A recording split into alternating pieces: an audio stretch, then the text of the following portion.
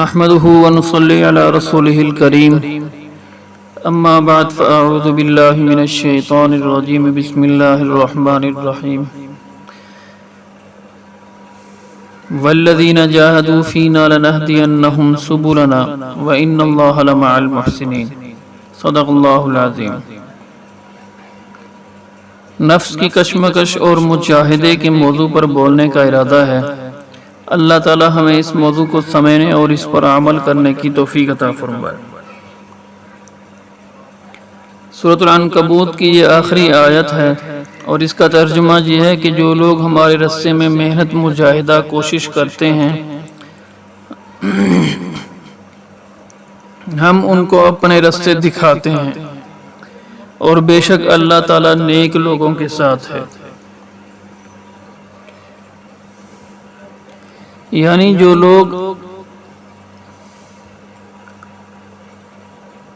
لوگ بھی پروردگار کے راستے میں مجاہدہ کرتے ہیں، محنت کرتے ہیں، ماحول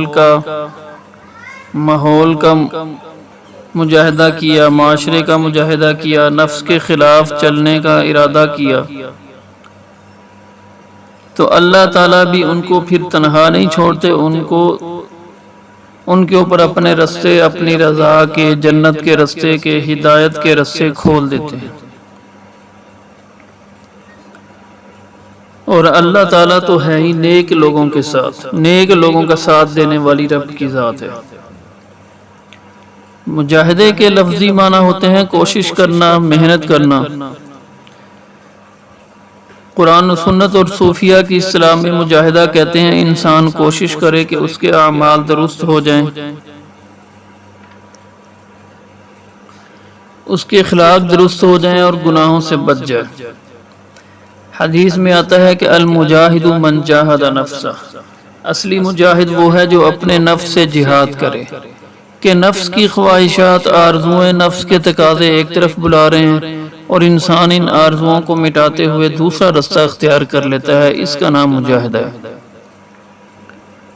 یاد رکھیں کہ انسان کا نفس لذتوں کا خوگر ہے، لذتوں کا چاہنے والا ہے، لذتوں کا عادی ہے۔ ہمارا اور آپ کا نفس یعنی وہ قوت جو انسان کو کسی کام کے کرنے کی طرف ابھارتی ہے، وہ نفس دنیاوی لذتوں کا عادی بنا ہوا ہے، لہذا جن کاموں میں اسے مزہ آتا ہے یہ ان کی طرف دوڑتا ہے۔ لہذا یہ نفس انسان کے دل میں خواہشات کے تقاضے پیدا کرتا رہتا ہے۔ اب اگر انسان اپنے نفس کو بے لگام، بے مہار چھوڑ دے اور جو بھی لذت کے حصول کا تقاضا ہو اس پر عمل کرتا چلا جائے اور نفس کی ہر بات مانتا چلا جائے تو پھر اس کے نتیجے میں انسان نہیں رہتا بلکہ جانور بن جاتا ہے، خواہشات کو پورا کرنے والا جانور بن جاتا ہے، جس کو کسی چیز کی تمیز نہیں ہوتی، کسی چیز سے اس کو کوئی فرق نہیں پڑتا، بس اس نے اپنے نفس کی خواہش پوری کرنی ہوتی ہے۔ ذہن میں رکھیں کہ خواہشات نفسانی میں سکون نہیں ہے۔ نفسانی خواہشات کا قانون اور اصول اصل میں یہ ہے کہ اگر انسان ان کی پیروی کرتے جائے گا اور ان کے پیچھے چلتے جائے گا اور اس کی باتیں مانتے جائے گا تو پھر کسی حد پر جا کر قرار نہیں آئے گا، سکون نہیں آئے گا۔ انسان کا نفس یہ کبھی نہیں کہے گا کہ اب ساری خواہشات پوری ہو گئیں، اب مجھے کچھ نہیں چاہیے، کہ زندگی بھر تو یہ زندگی بھر نہیں ہوگا۔ انسان کا نفس یہ کہہ دے کہ اب میری ساری خواہشات پوری ہو گئیں اور اب مجھے کچھ نہیں چاہیے، تو یہ زندگی بھر نہیں ہوگا، اس لیے کہ کسی انسان کی خواہشات اس دنیا میں پوری نہیں ہو سکتی، اس کے ذریعے بھی قرار اور سکون حاصل نہ ہوگا، بلکہ نفس مزید خواہشات کا تقاضا پیدا کرتا رہے گا۔ ایک مرتبہ لذت حاصل کرنے کے بعد یہ فوراً دوسری لذت کی طرف بڑھتا ہے، لہذا اگر تم چاہتے ہو کہ ان نفسانی خواہشات کے پیچھے چل کر سکون حاصل کر لو تو یہ کبھی نہیں ہوگا، ساری عمر کبھی سکون نہیں ملے گا، بلکہ مزید کی آگ آپ کو ہر وقت بے چین کرتی رہے گی، پریشان کرتی رہے گی۔ ایک نفس کا تقاضا پورا کیا، لذت حاصل کی، نفس نے فوراً دوسرا تقاضا رکھ دیا، اس کو حاصل کیا، تیسرا تقاضا رکھ دیا، اس کو حاصل کیا، چوتھا تقاضا رکھ دیا، تو یہ اسی طریقے سے سلسلہ چلتا رہے گا اور آپ کو کہیں بھی ٹھہراؤ، سکون، اطمینان، دلی سکون نہیں حاصل ہوگا۔ ہر وقت بے چینی پریشانی سی طبیعت میں چلتی رہے گی۔ لطف اور لذت کی کوئی حد نہیں ہے۔ آج جن کو ترقی یافتہ اقوام کہا جاتا ہے، انہوں نے یہی کہا کہ انسان کی پرائیویٹ زندگی میں کوئی دخل اندازی نہ کرو، جس شخص کو جس کام میں مزہ آ رہا ہے وہ اسے کرنے دو، اس پر کوئی پابندی نہ لگاؤ۔ چنانچہ آپ دیکھ لیں آج انسان کو مزہ لطف حاصل کرنے میں کوئی رکاوٹ نہیں ہے، نہ قانون کی رکاوٹ ہے، نہ مذہب کی رکاوٹ ہے، نہ اخلاق کی رکاوٹ ہے، نہ معاشرے کی رکاوٹ ہے۔ ہر شخص وہ کام کر رہا ہے جو اس کی مرضی میں آ رہا ہے۔ اگر ان سے پوچھو تو پھر تم اس لطف کی دنیا سے حاصل جو کرنا چاہتے تھے، کیا وہ لطف کی آخری منزل اور مزے کا آخری درجہ تم کو حاصل ہو گیا، جس کے بعد تمہیں کچھ اور نہیں چاہیے؟ تو اس کا جواب نہ میں ملے گا، بلکہ ہر شخص یہی کہے گا کہ مجھے کچھ اور مل جائے۔ یہ سمجھیں کہ امریکہ میں زنا بالجبر کی کثرت کیوں ہے۔ امریکہ میں اگر کوئی شخص جنسی جذبات کی تسکین کے لیے حرام طریقہ اختیار کرے تو اس کے رستے کھلے ہیں، مگر اس کے باوجود زنا بالجبر کی کثرت کیوں ہے؟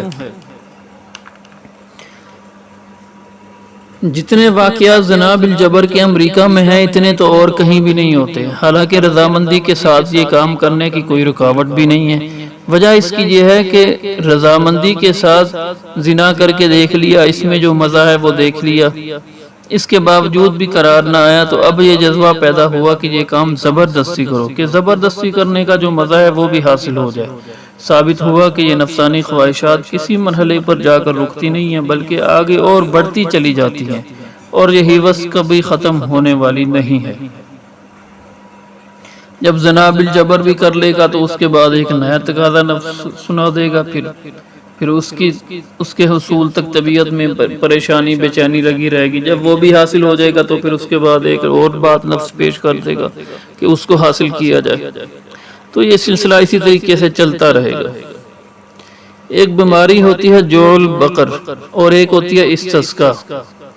جول بقر اس بیماری کی یہ خاصیت ہے کہ انسان کو بھوک لگتی رہتی ہے، جو دل چاہے کھا لے، جتنا چاہے کھا لے، مگر بھوک نہیں مٹتی۔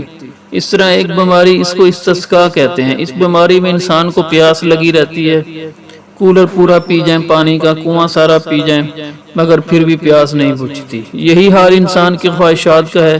اگر انسان ان کو شریعت کے مطابق قابو نہ کرے تو استسقا کی بیماری کی طرح لطف اور لذت کے کسی بھی مرحلے پر جا کر طبیعت کو سکون اور قرار نصیب نہیں ہوتا، بلکہ لذت کی حرص اور ہوس بڑھتی ہی چلی جاتی ہے۔ اب اس کا حل کیا ہے؟ تو اس کا حل یہ ہے کہ تھوڑی سی مشقت برداشت کی جائے، اس لیے کہ اللہ کے نبی علیہ الصلوۃ والسلام نے فرمایا کہ نفسانی خواہشات کے پیچھے مت چلو، اس لیے کہ یہ تمہیں ہلاکت کے گڑھے میں ڈال دیں گی، بلکہ ان کو قابو میں کرو۔ اس کو شریعت کی معقول حد کے اندر رکھو۔ شروع میں جب تم شریعت کی حدود اور خواہشات کو رکھو گے تو نفس ذرا تنگ کرے گا، تکلیف ہوگی، صدمہ ہوگا۔ ایک کام کو دل چاہ رہا ہے مگر اس کو روک رہے ہیں، ٹی وی چل رہا ہے، دل چاہ رہا ہے دیکھیں، اس میں جو خراب فلمیں آ رہی ہیں ان کو دیکھیں۔ اسی طرح موبائل پر دل کرتا ہے کہ گانا، فلمیں، ڈرامے دیکھیں۔ اب جو شخص نفس کو شریعت کی حد میں رکھنے کا عادی نہیں، اس کو اگر کہا جائے کہ نہ دیکھ تو اس کو تکلیف ہوگی، لیکن شروع میں اس لیے کہ وہ دیکھنے کا عادی ہے، مگر آہستہ آہستہ نفس کی خواہشات کے خلاف چلنے سے اس کو عادت ہو جائے گی۔ موبائل، ٹی وی غلط استعمال نہ کرنے کی اس کو عادت ہو جائے گی آہستہ آہستہ۔ تو شروع میں مشکل آتی ہے، مگر آدمی اگر ڈٹ جائے تو آہستہ آہستہ عادت ہو جاتی ہے نفس کے خلاف چلنے کی، تو معاملہ آسان ہو جاتا ہے۔ تو یہ حل ہے ان نفسانی خواہشات کا اور نفسانی تقاضوں کو دبانے کا،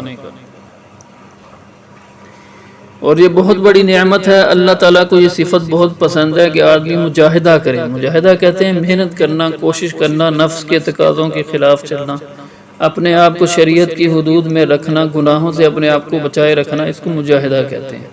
تو اللہ تعالیٰ فرما رہے ہیں وَالَّذِينَ جَاهَدُوا فِينَا لَنَهْدِيَنَّهُمْ سُبُلَنَا وَإِنَّ اللَّهَ لَمَعَ الْمُحْسِنِينَ، کہ جو لوگ ہمارے راستے میں مجاہدہ کرتے ہیں، نفس کے خلاف چلتے ہیں، تو ہم ان کو کیا دیتے ہیں؟ ان پر اپنے رستے کھول دیتے ہیں، اپنی رضا کے رستے کھول دیتے ہیں، جنت کے رستے کھول دیتے ہیں، ہدایت کے رستے اس پر کھول دیتے ہیں، اس کو ہم ہدایت کا رستہ دکھا دیتے ہیں۔